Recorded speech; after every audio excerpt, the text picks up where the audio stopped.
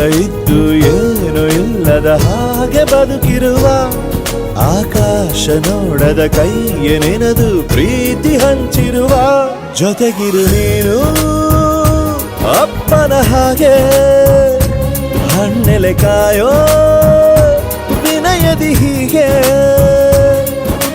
ನಿನ್ನನು ಪಡೆದ ನಾವು ಪುನೀತ ಬಾಳು ನಗು ನಗುತ್ತಾ ಬೊಂಬೆ ಹೇಳುತ್ತೈತೆ ಮತ್ತೆ ಹೇಳುತ್ತೈತೆ ನೀನೇ ರಾಜಕುಮಾರ.